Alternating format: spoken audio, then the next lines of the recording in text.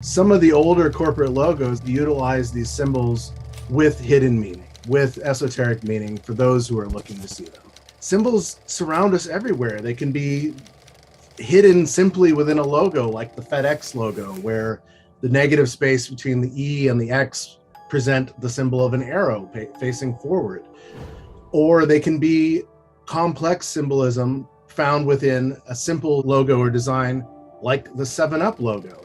And for those who can actually see this symbol, like Manly P. Hall was saying, you realize that it represents the 7 chakras bubbling up from the root chakra, which is always depicted as a red circular shape. And so this is the red circle of the 7-Up logo.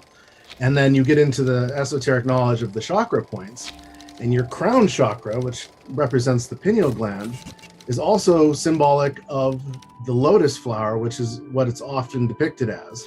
And as we know, the lotus grows out of the water and can also contain a lot of dimethyltryptamine or DMT, which is also constructed and built in your pineal gland in your own mind. And so the 7-Up logo, to those with eyes to see it, actually has such a deeper meaning than just a bubbly drink that we like from day to day.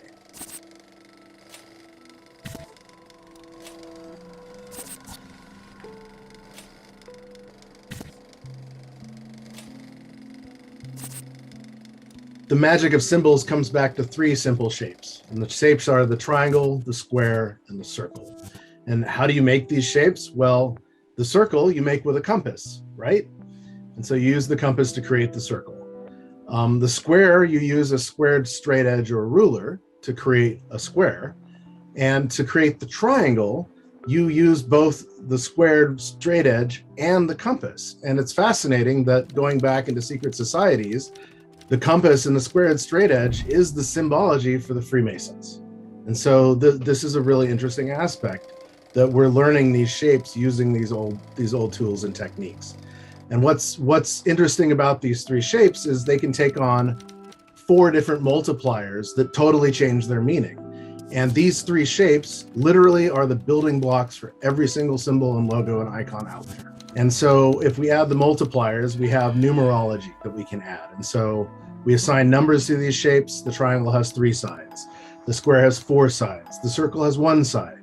And we add this up and it equals 8. Well, 8 is a magical number, right? In gematria, this is what we would do. We would add these numbers together to create 8.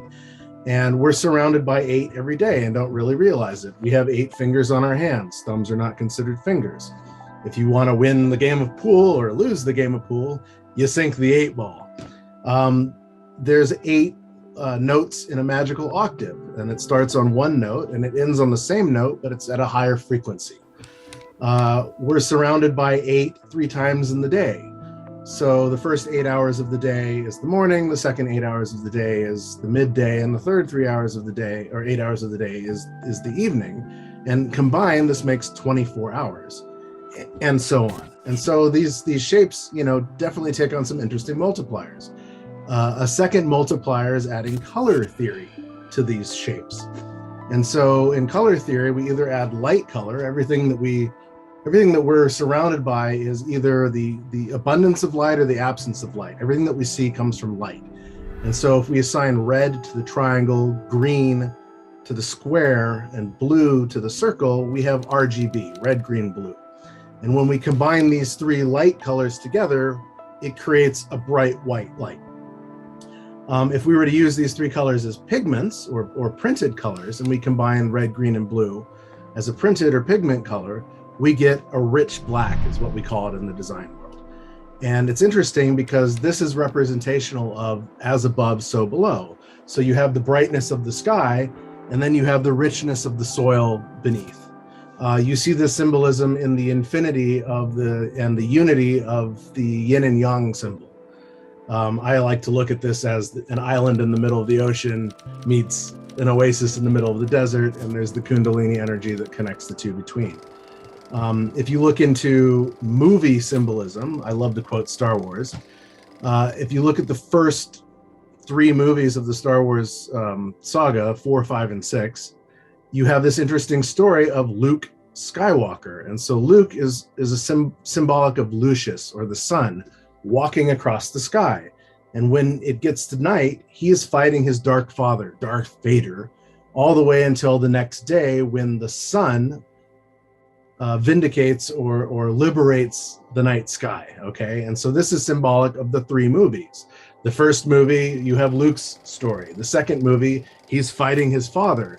And in the third movie, he vindicates and validates his father by becoming the son that he has to become. And so the symbolism here is fascinating and amazing. And then you take it one step further and you add elements to these three shapes and three colors. And so the red triangle becomes the element of fire. The green square becomes the element of earth. The blue circle becomes the element of water.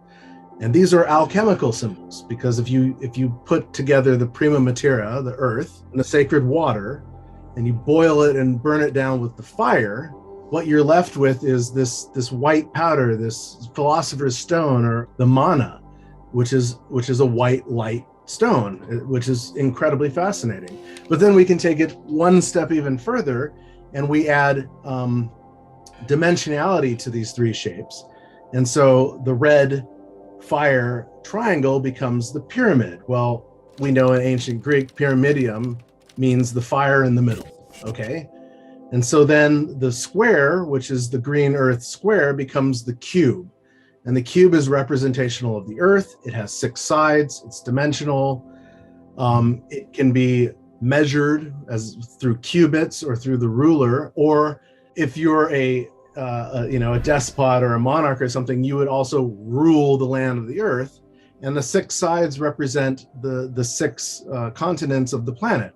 So you have North America, you have South America, you have Eurasia, you have Africa, you have Australia, and you have Antarctica. So these are the 6 surfaces of the cube, which represents the earth.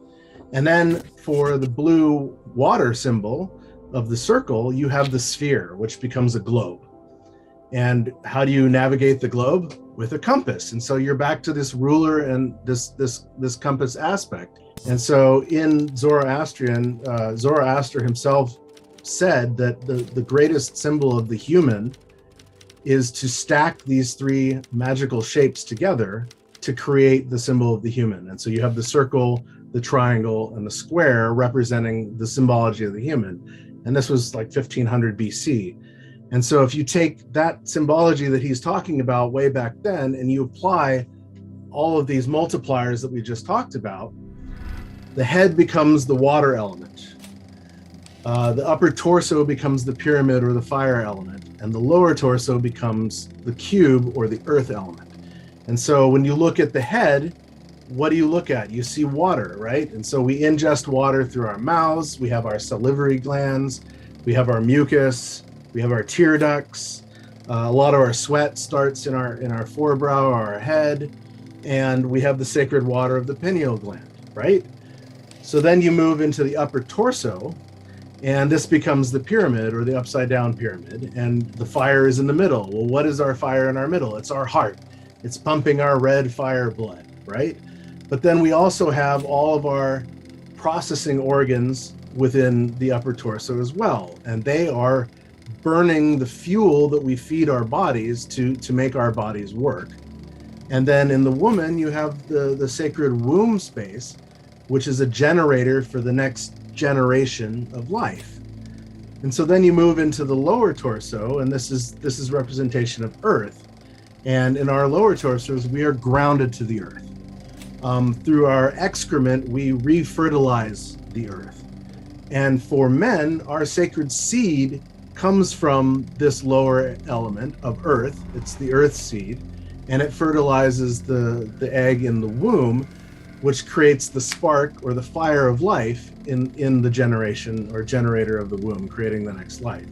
And so all of these symbols together create this magical aspect of symbolism, and it can then be applied to corporate logos or esoteric knowledge as well, moving it into different directions. And so coming full circle back around to corporate logos, this is a fascinating question, a fascinating topic.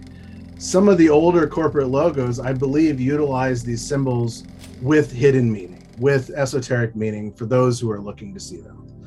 In my own field, I've created logos that definitely utilize these aspects. But if we're looking at corporate logos that represent, like for instance, the circle, we can look at the ESA or European Space Agency logo, which is a dark blue circle representing the water of Earth. The E represents Europe or the Earth, and then there's a dot in the circle. And if you look at the dot, this could be a satellite, it could be the moon, it could be the star of Sirius. There are different representations of what it could mean.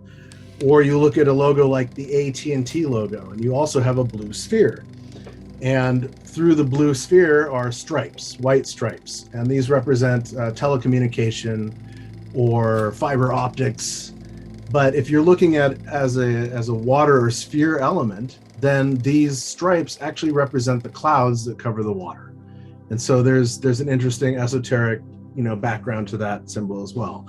If we're looking at triangle logos, look no further than Delta Airlines, right? Delta is the fourth letter of the Greek alphabet.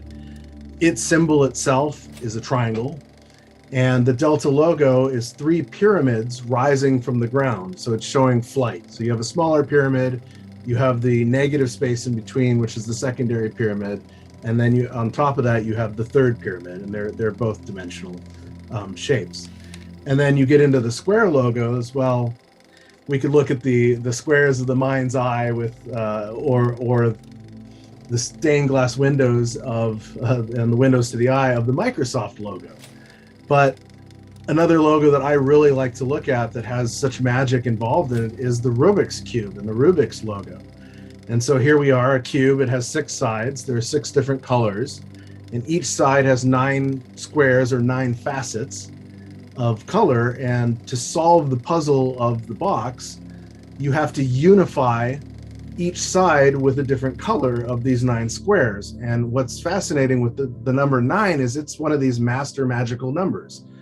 And so hidden right there in plain sight is a number that if you add it to itself or you multiply it by other numbers, the gematria of this number will always equal 9. For instance, 9 plus 9 is 18. 18 is 8 and 1. That's 9. Add another 9 and you have 27.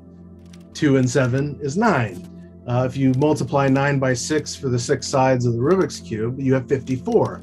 Well, 54, 5 plus 4 is 9.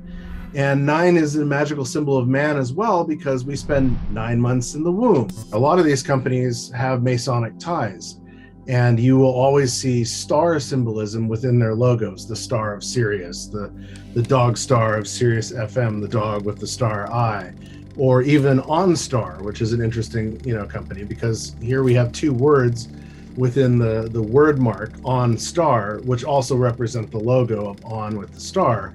And as you have described in other shows, On was the name for the city of Heliopolis, which represented the sun or the bright sun. And so in Masonic tradition, the bright sun is always considered Sirius, and it's a sun that they revere within their structure and their symbolism as well. And so seeing logos that have a bright star or a bright sun singularity within the logo, if you know what to look for, this is a company that if you're a Mason, you can do safe business with. Or, a lot of the older logos pick this up. Some of the newer logos, not so much. But a lot of the older logos and old long-term corporate brands definitely have some of this stuff baked into them. Once society wakes up and starts seeing these symbols, it will have a profound change on society, because we start recognizing the simplicity of symbols around us. And so, you look at the movies, and I was talking about Harry Potter earlier, before we got back into some of the older esoteric stuff, and you look at the druids and the magicians, and what were they making their wands out of? They were making out of the wood of holly, or the holly tree.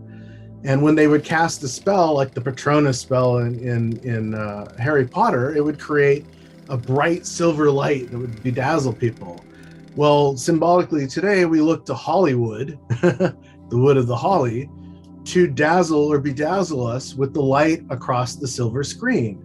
And so there's all these symbols, all around us every day.